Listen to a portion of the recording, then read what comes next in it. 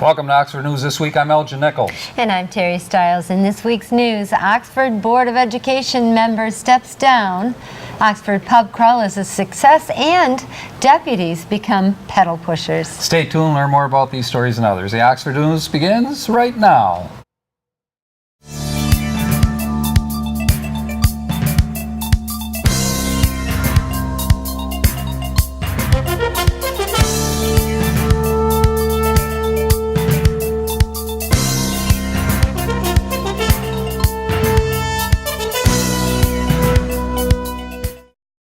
Oxford Board of Education member Mike Swag submitted his resignation this week due to confusion in the process of amending meeting minutes.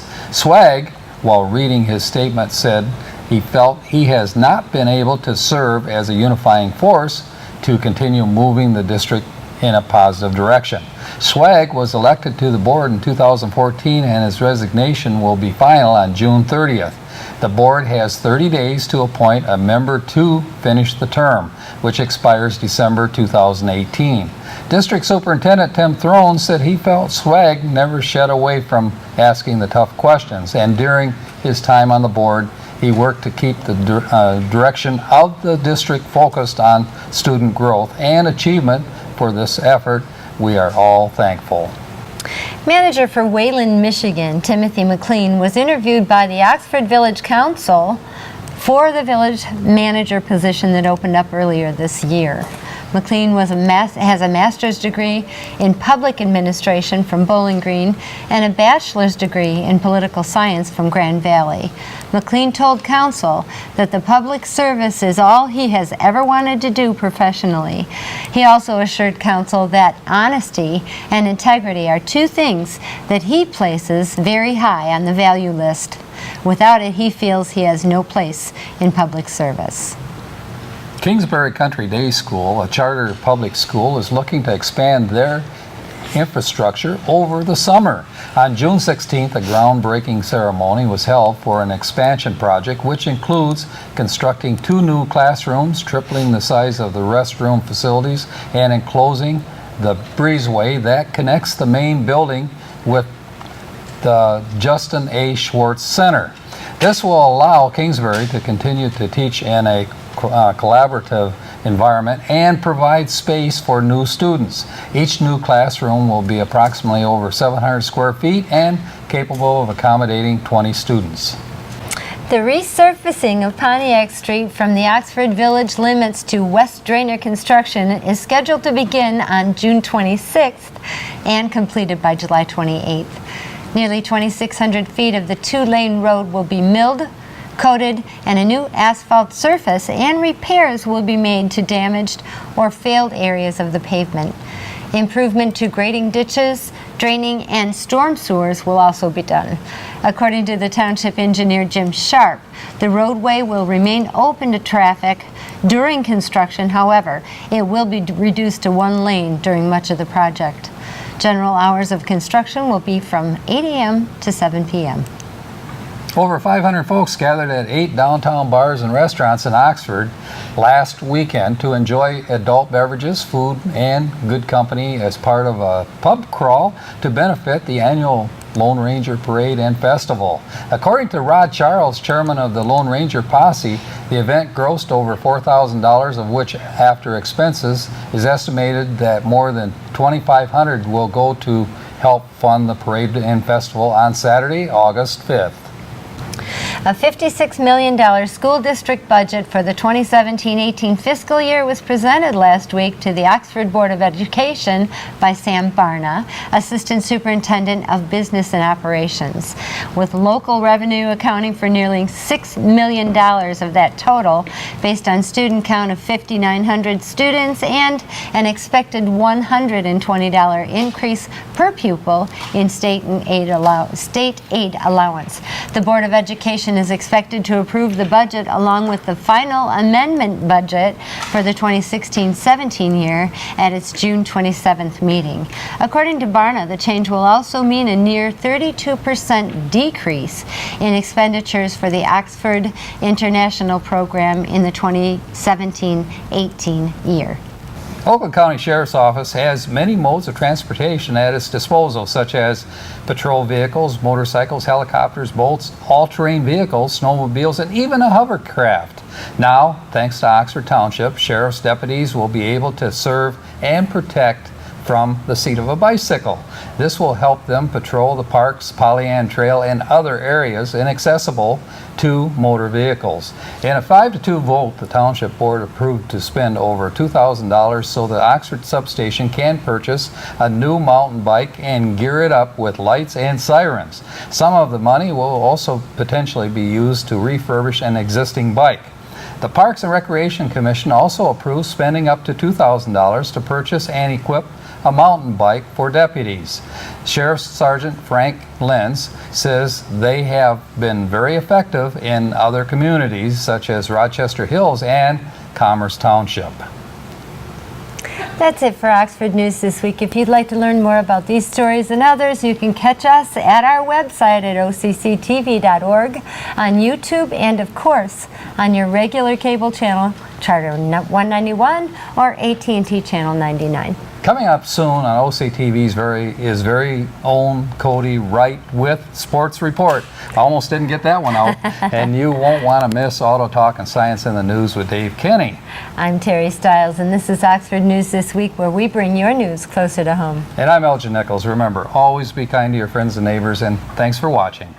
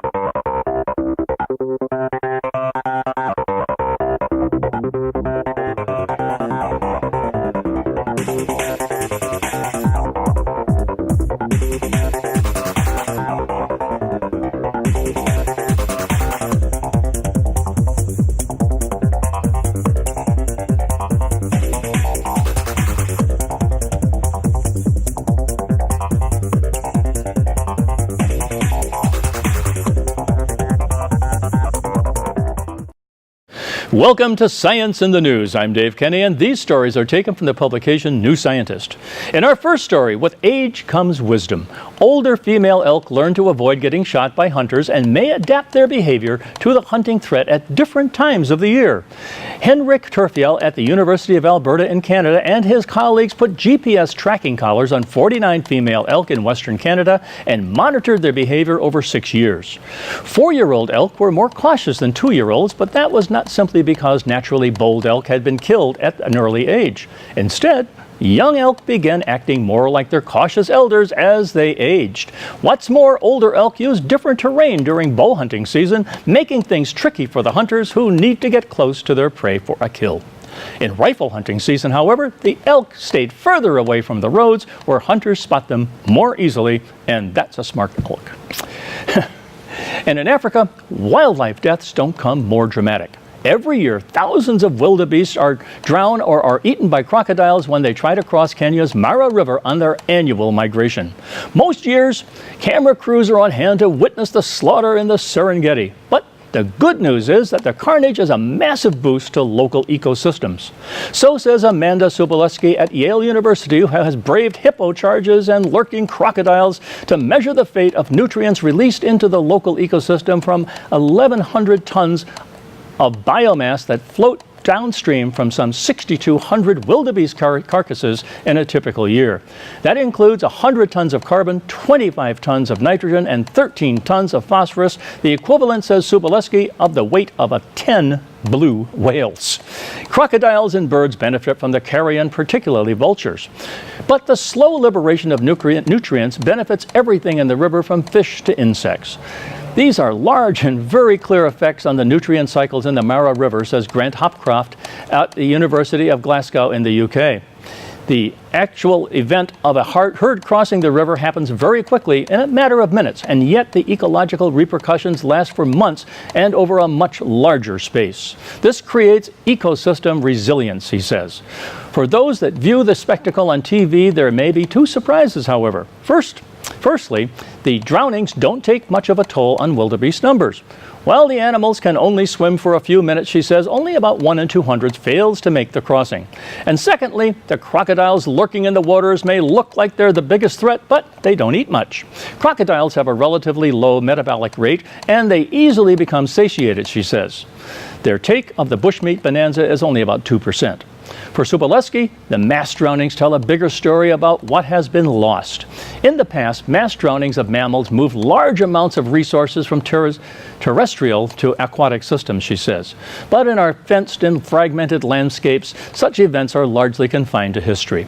The mass annual journey of an estimated 1.2 million wildebeest from the Serengeti and Tanzania is probably the largest surviving mammal migration and certainly the largest annual mass drowning.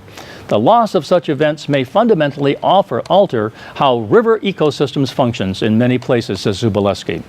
2 centuries ago, there were around 60 million free-roaming bison in North America compared with some 500,000 now, mainly contained on fenced ranches.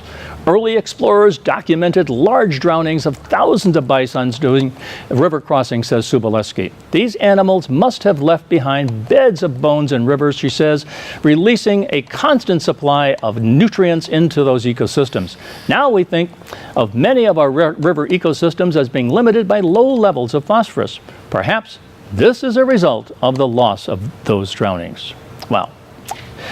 And in space, NASA's Kepler Space Telescope team has announced 219 new planet candidates, bringing Kepler's tally to 4,034. About 50 of these, including 10 of those just added, are both Earth-sized and within their star's habitable zone. Benjamin Fulton at the University of Hawaii and Manoa and his colleagues used the Keck Observatory to observe the stars hosting 2,000 of the planets found by Kepler.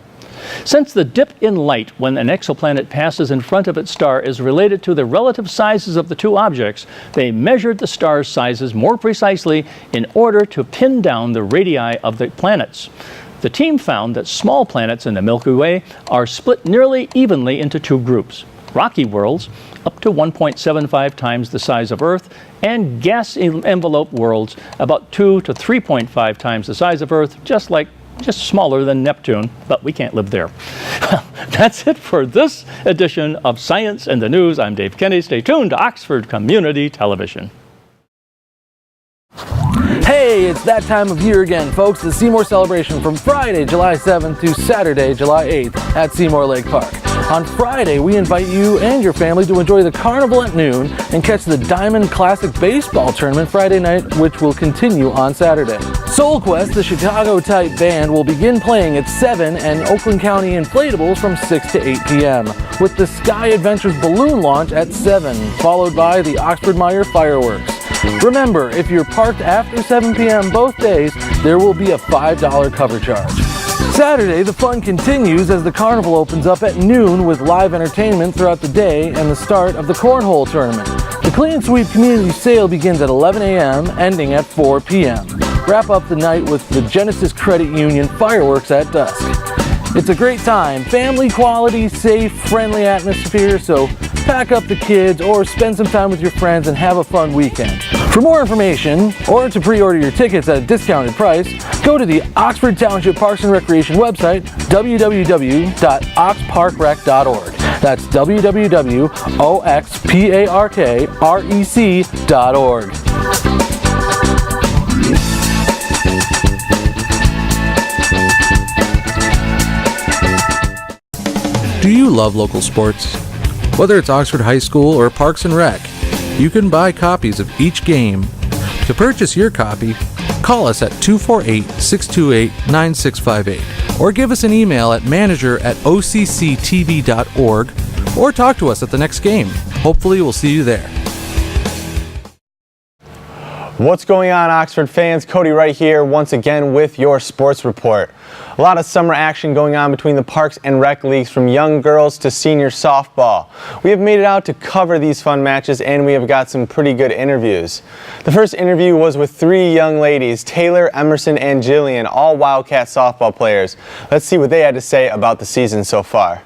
Let me see who I have here. I have Taylor, Jillian, and Emerson. Do I get to pick which who gets to be who? Okay, you're Jillian. Okay. You're Taylor? And you're Emerson? Yep. I got it right? How did I know that? I don't know. I don't know. Do you like coming down here to Oxford to play softball? Yeah, my cousins actually live down here. Oh, do they? And they go to school here too? Yeah. Do they? Now, which school do you go to? I go to Bishop Kelly and Lapeer. Okay, Bishop Kelly and Lapeer. Where do you go?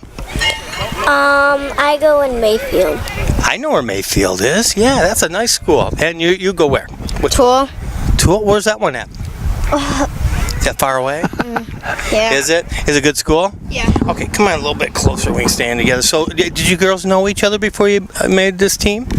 Well, I didn't really know her when we started baseball, because she's my cousin. Because her mom told me told my dad that we were cousins, but I didn't know that. Oh, so you got to meet a cousin here on this team? Really? Is that cool or what? Yeah, it's really cool actually.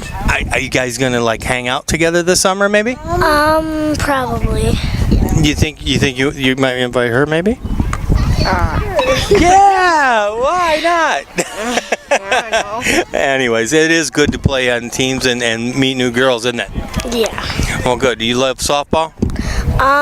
Yeah, it's a fun sport. Yeah, you play a lot? Yeah, I used to do cheerleading. I signed up again. I did do cheerleading. Did you do cheerleading? What else have you done? Gymnastics, volleyball, what else?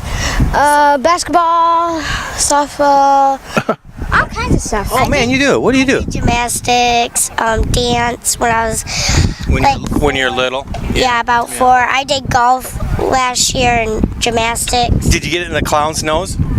No. Oh, real golf? I was thinking miniature golf. Well, miniature golf. Yeah, that's what I like doing. That's all I can do. What? Well, I don't. Well, there's a dance thing by the park, and I used to do that when I was about 4, and it was actually really fun. I did dance when I was 4. Yeah, but now you're retired, huh? Yeah. Yeah. Somewhere in Oxford. I forgot where, but it's somewhere in Oxford. Okay, well, you girls are doing pretty good. You girls are getting on base and stuff. What's up? I don't really like dance. No, you're a sports girl, aren't you? That's good. Good. I like sports better than gymnastics and dance, because the next day you're like, seriously, I'm so sore. I don't want to go to school. No school for me. Yeah, I think okay, well, I got to let you go because you got to go to bat, okay? So run over there so I don't get in trouble, okay? What a great age to get into the game, learn how it's played, and most of all, have fun. They are all naturals in front of the camera, and we can't wait to see them improve over the years and play with the big gals. And you can't forget about the senior softball, which is played on Monday mornings at 10 at Seymour Lake Park. We managed to grab a few of the guys after the game and get a word. This is Sam Antonazu and Vinny Adrania. Check it out. Antonazzo. Antonazzo. Yeah, I got to get a little more Italian in it, don't I? There you go. Hey, you're a good hitter. Don't go away, Vinny. You're next. Vinny's a great interview all the time. We're glad we got you on the team here in the 3rd spot. You got quite a few hits, you and Mike, but we got to get something together, don't we? Oh yeah, we'll pick it up. This B League's a little different. These guys are probably 10, 15 years younger, some of them, aren't they? Yeah. So this is a good team, and I noticed my son's doing the play-by-play with me, and last week he's like, these guys can field. And I was trying to tell him that our generation, we fielded. We played catch with Dad and all that. And out in the morning, played ball, Had lunch back in the afternoon, and then a team game in Yeah. the evening. Yeah, it was kind of like, you ever see the movie Sandlot? There's a one long game in the summertime. That was us, wasn't Exactly. it? Absolutely. Well, we got a new guy, Sam Antonazu. He's got a stick. He can hit. So we're going to be back when we get that C League going. Sounds good. Oh, sounds good. Welcome you. to the team. You're going to love these guys. It's a great group, guys. Thank you. All right, Sam Antonazo.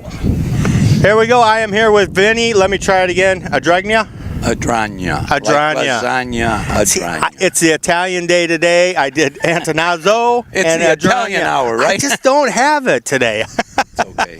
Okay, Vinny does the a special charity event, golf charity event. Why don't we talk a little bit about that? McDonald House, and we've been doing it for 15 years, and we've collected over $350,000 for them. Wow. And every bit of the money that we get goes right to them. That's the nice part I like, and it helps the people who have children in Children's Hospital that are ill. They can stay there for $10 a night. They get fed. They can have a room, and if they can't afford it, they could stay free. Yeah. You know, I knew a lady that had a child with terminal illness that went through that, had to live at the hospital for a year. She didn't want to leave her baby, and they made it possible. That's right. They would do that. Yeah. They would do that. And I'll tell you, my son started this the day I retired. They had a golf outing, and he decided, I got to give this money, extra money that we collected, to a charity. And that's how it all started. From that point on, it's been the Ronald McDonald House, and it's been a great ride. I like the people there. I think the people that come out every year because they believe in it so much, and it helps so many people. And I like a cause that's going to directly affect some family that needs help. And you get to play golf, too. And I get to play golf. Yeah, and we won this year. They had a prize. That's what I hear, yeah. Yeah, 60 and older, and our team won 4 under. Yeah, 60 and old, 79 years young. He's still playing this. You got a single today. Yeah, I got Nobody one for hit two. today, and you One got a for single. two, and I made the pitcher dance too on that line drive. You did. You did. danced like You know, I know you're Italian, but I think you got a little Irish in you with that luck. You get on base pretty easy. Yeah, I do. I have a little bit of Irish in me, but I don't know where it is. But one of these days I'll find it. I have to go and check my ancestry, you know. There we go. Well, there you go. Vinny with the Ronald McDonald House, and a pretty darn good softball player, too. Thank you. And a good heart, too. I'm Thank just you, Vinny. glad to be around so long. Well, we're glad to have you. I didn't see you that first game. Where's Vinny? So. I was up north, so I just got back. Well, anyways, I want to thank everybody for watching OCTV's coverage of senior softball. We'll be back next week, and we'll be covering you guys all summer. So for me, Rod Wright, Cody Wright, Dan Swice, and Ashley Point, we want to thank you, and have a good day. Yes, thanks again. Thanks, Vinny. Rod, it's always a pleasure. Like we've said before, those guys have the perfect balance of fun and competition. They all grew up collecting baseball cards and know just about every baseball trivia question you ask them, from players, stats, team records, and of course all-time records. So if you're an early riser and a baseball fanatic, come out to Seymour Lake Park Monday morning and watch these sluggers dig in.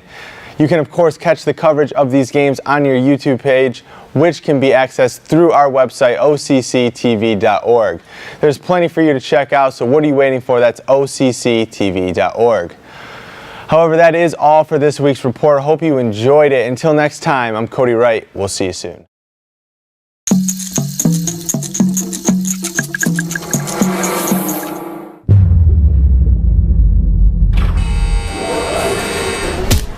Woke up and for the first time, the animals were gone. Our clocks are ticking now, so before our time is gone, I cover my eyes, still all I see is you. Welcome to American Legion in Oxford for the best fish on Fridays. That's right, from noon to 8:30. You can get the best walleye in Michigan. You can get walleye, baked cod, chicken strips, baked potatoes, and more. On the hall side of the Legion, oh, hello there, friends. You can have 12 friends on a table, any one of the best military museums in Michigan. And the dining side, oh, hello again. More comfortable with many 4-seat tables and a couple of 5-seaters. Now on Friday we usually have about 400 to 500 of best friends for our fish. Carry-out? You bet. We have 50 to 60 carry-outs at the post. We have some young friends with the birthdays and some of our best seniors at the post. Oh yeah, waitresses, they go like a track waitress to get your food.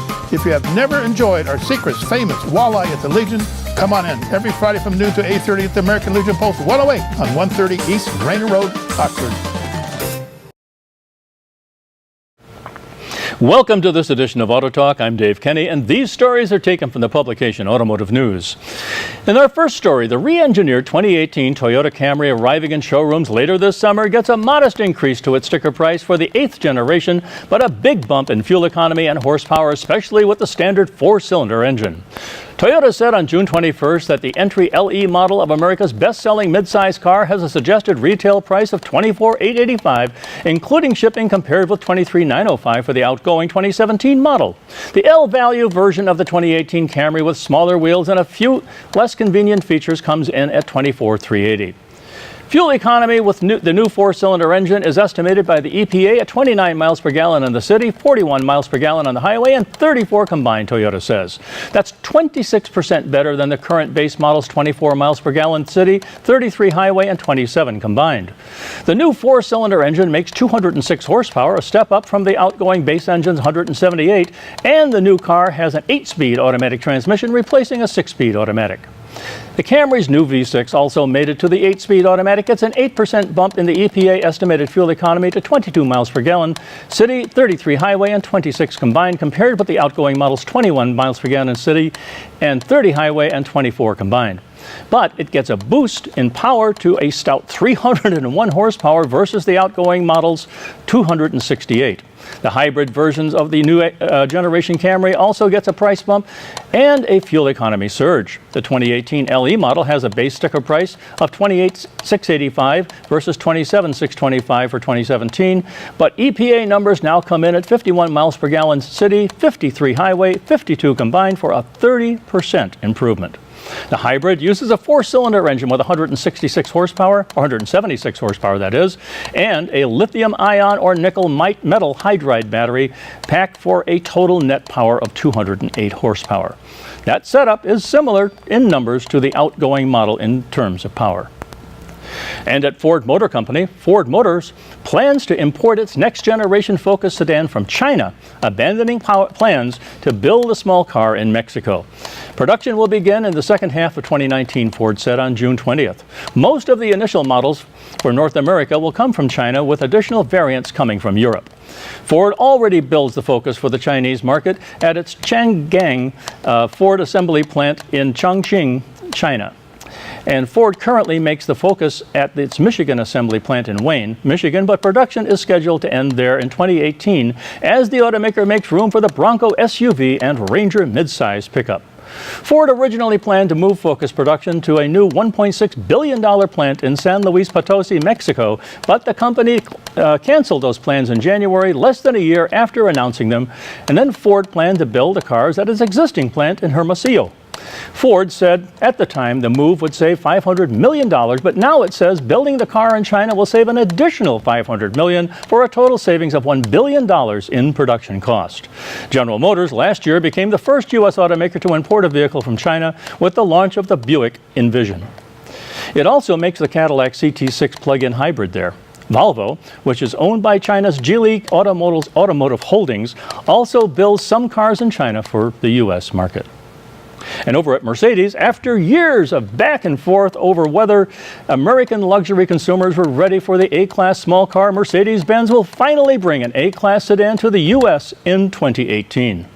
Mercedes-Benz USA officials confirmed the car's arrival slated for around September of next year to U.S. dealers at a meeting in Miami this month, according to dealers who attended. The A-Class sedan could start in the sub-$30,000 territory. The current base price of the CLA is $32,700 before shipping, and when the CLA was introduced in 2013, it started at $29,900 before shipping. Mercedes is redesigning its A-Class lineup with sales expected in other markets next spring.